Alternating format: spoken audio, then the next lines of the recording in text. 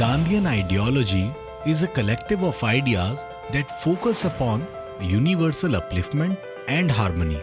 The ongoing times of pandemic has pushed us to relook and revisit the lessons from him. VYK organized this webinar to help individuals to better understand the philosophies of Mahatma Gandhi and come forward to a common platform of national integration and development. अगर इस कार्यक्रम के शीर्षक की हम बात करें तो ये शीर्षक हमने जो रखा है वो है कोरोना का संकट और महात्मा गांधी। इसके पीछे सोच यह थी कि आज के कोरोना संकट के दौर में जहां हर क्षेत्र में अस्थिरता का वातावरण पैदा हो गया है, एक सबसे बड़ी जो समस्या देखने में आई है वह शहर से गांव की तरफ जो अप्रवासी लोग थे उनका पलायन देखने में मिला है। और तब हमें यह सोचने के लिए मजबूर होना पड़ा कि जो गांधी जी के विचारों, जो गांधी जी के सिद्धांतों की एक बात थी, मूलभूत बात थी ग्राम स्वराज की और स्वावलंबन की, अगर उन बातों को हमने आत्मसात किया होता तो शायद ये समस्या हमारे बीच में नहीं आई होती। इसीलिए आज के समय में यह जरूरी है कि गांधी जी के आदर्शों, विचारों और सिद्धांतों को अपने समाज, विशेष रूप से युवाओं के बीच में रखा जाए ताकि उनके विचारों से सब लोग परिचित हो सकें।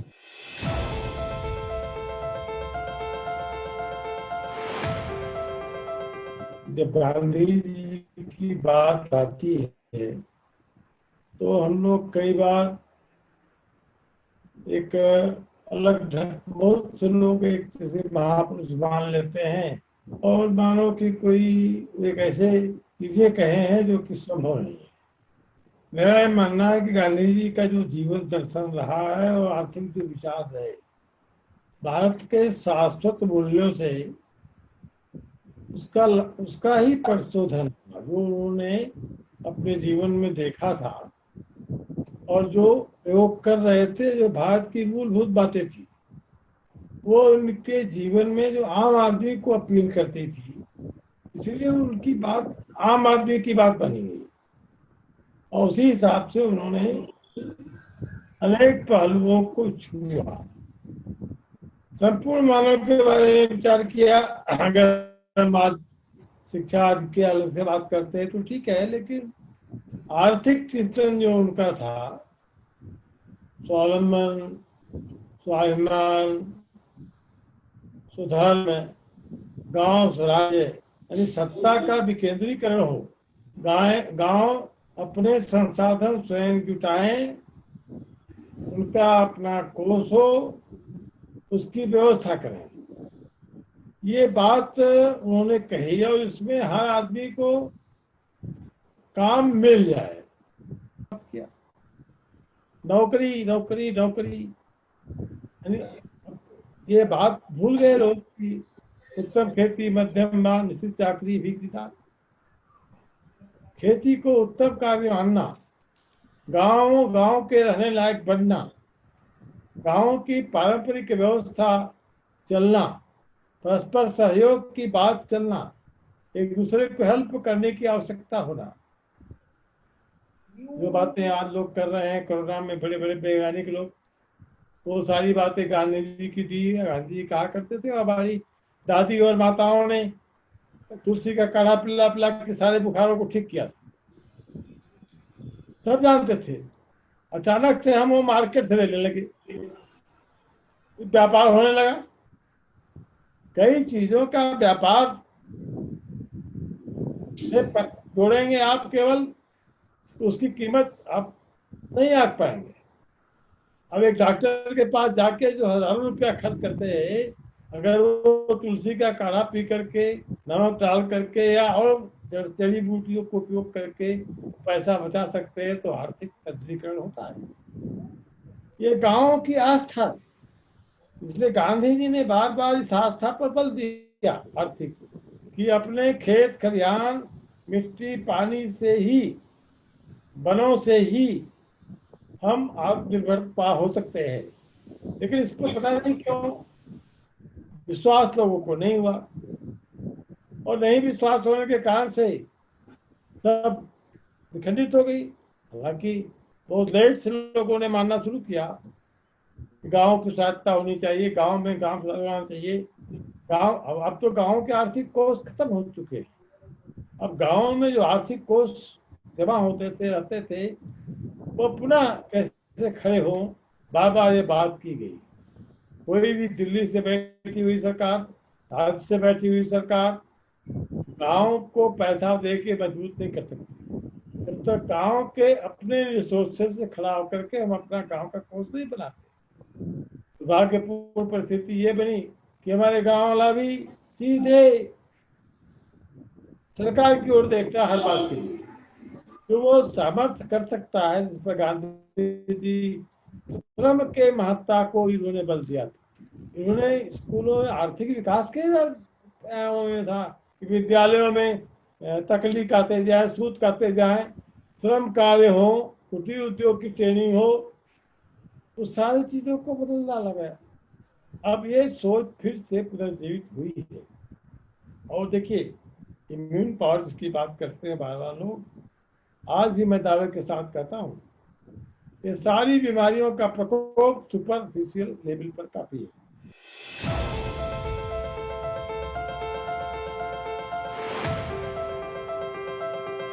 इस समय की जो हमारी कोविड-19 की वजह से जो हेल्थ इमरजेंसीज आ रही हैं, so we have to learn from Gandhiji's practices of preventive health care, wellness of mind, body and spirit for coping up and staying safe physically, mentally and spiritually during and after the coronavirus COVID-19 pandemic, which has affected the entire humanity. And entire humanity means 50% of women too. So there is no difference for the virus between men and women.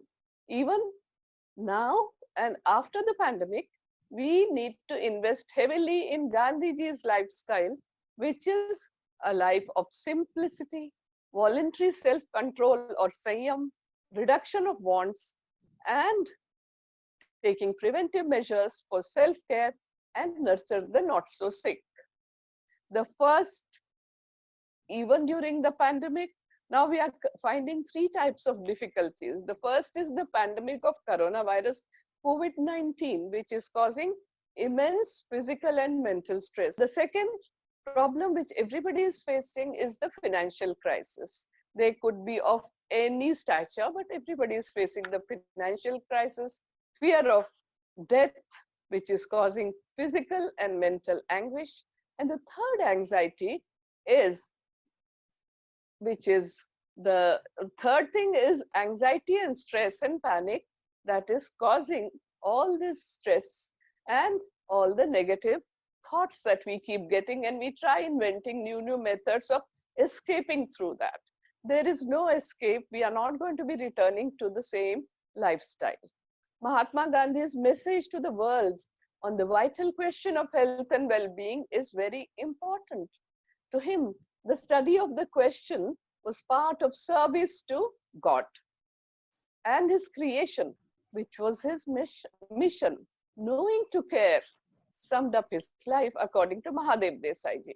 So while we were talking about the talisman, Gandhiji wanted to make health and well-being very affordable to poorest of the poor, and that is why he insisted on nature cure, using all the 5 elements that are available in the universe as well as in our body is made up of all the 5 elements. So he insisted on nature cure. His message was simple and easy to follow.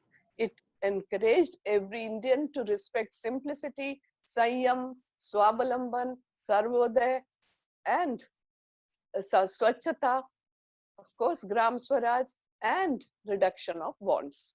Follow the Indian traditions through our values and ethics that our ancestors have taught us, Ayurveda, yoga, and his environmental credo of reduce, refuse, reuse, and recycle. So all this were very essential for living in harmony with nature.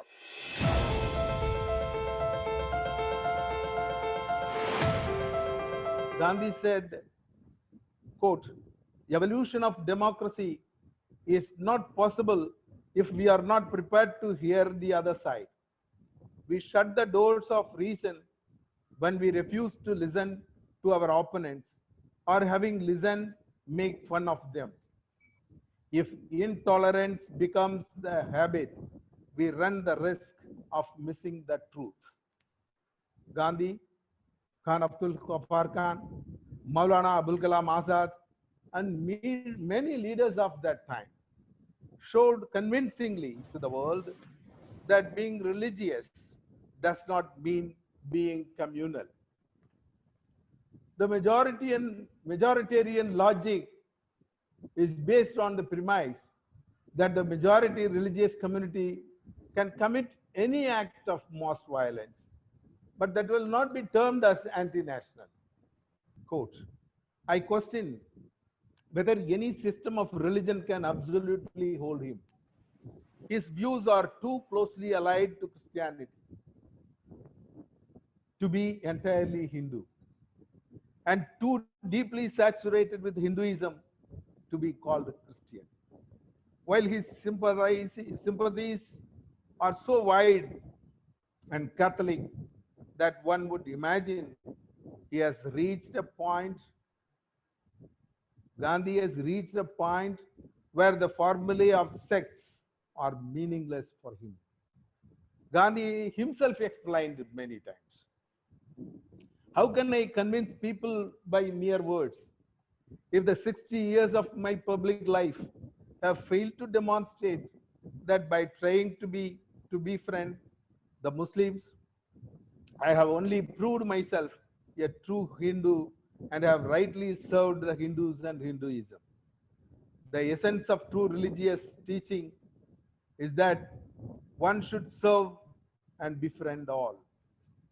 I learned this in my mother's lap. You may refuse to call me a Hindu. I know no defense except a quote line from Iqbal's Amar Gita, Sare Saga se acha. Majhab nahi sikhata, aapas mein bhair rakhna.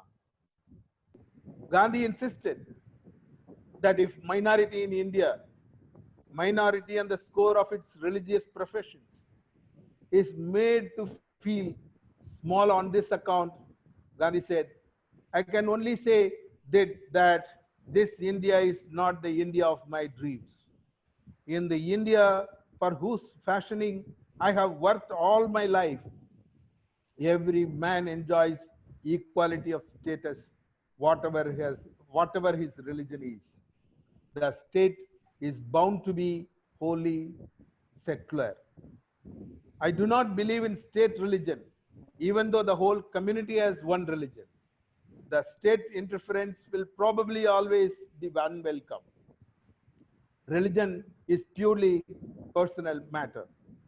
There are, in reality, as many religions as minds.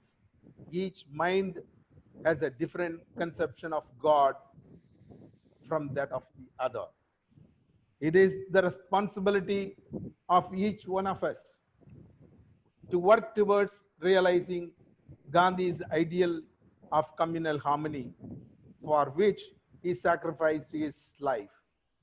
Gandhi had a great faith on the people. Now it is our duty to have complete faith on Gandhi.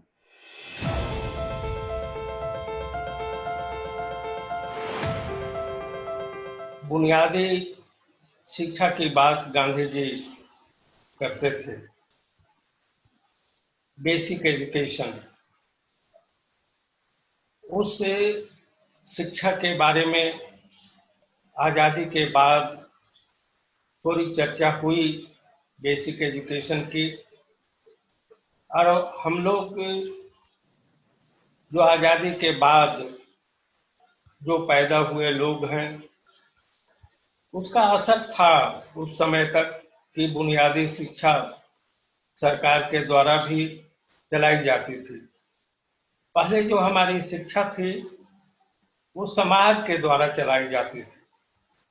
हम लोग जो पढ़ाई लिखाई किए गांव में, तो गांव की समितियां शिक्षा को और स्कूल को चलाती थी।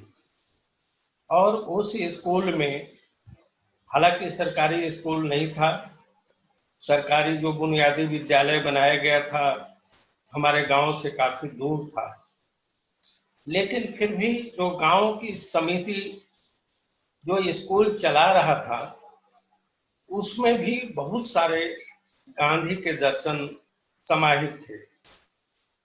जैसे अब हर एक शनिवार को शारीरिक श्रम जरूरी था, स्कूल की लिपाई जरूरी थी, कुछ श्रम करना, बागवानी करना, ये सब जरूरी माना गया था। श्रम के साथ शिक्षा की बात जो गांधी जी करते थे, उसकी बात एक दशक तक आजादी के बाद थोड़ी बहुत सब जगह रही, लेकिन धीरे धीरे ऐसा हुआ कि वो शिक्षा विलुप्त प्राय होती चली गई। उस शिक्षा को पूरे तरह से प्राथमिक शिक्षा हो, उच्च शिक्षा हो, या फिर कॉलेज विश्वविद्यालय की शिक्षा हो, सारी जो शिक्षण प्रणाली थी वो सरकार के हाथ में चली गई। कॉलेज भी बहुत सारे पहले इसी ढंग से चलते थे। स्कूल तो प्राथमिक स्कूल और हाई स्कूल तो बहुत 80 और 90 के दशक तक बिल्कुल गैर सरकारी ढंग से चलाया जाता था। उसमें इन बातों पर ध्यान रखा गया, खास करके गांव के स्कूलों में।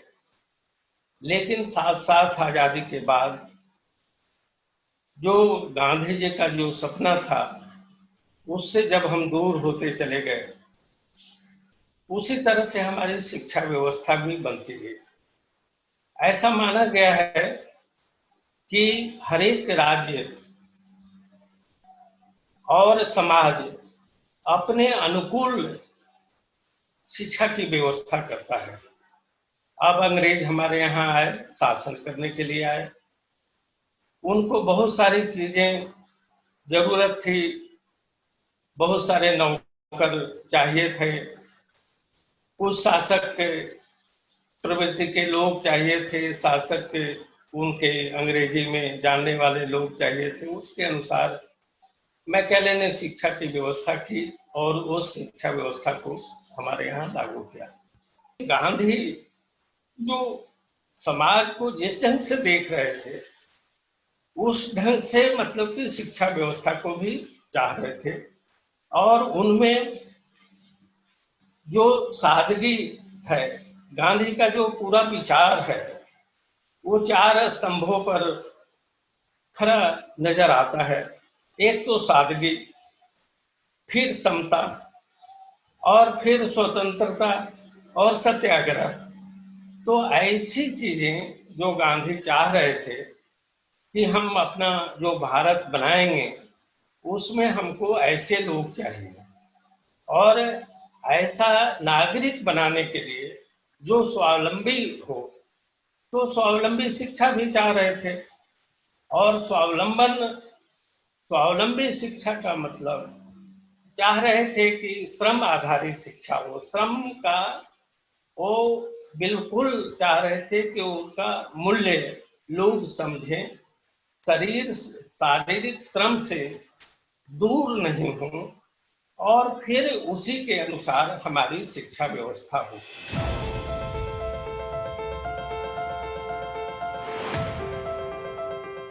आप सभी जानते हैं कि महात्मा गांधी अपनी शिक्षा दीक्षा पूरा करने के बाद दक्षिण अफ्रीका की यात्रा पर चले गए थे।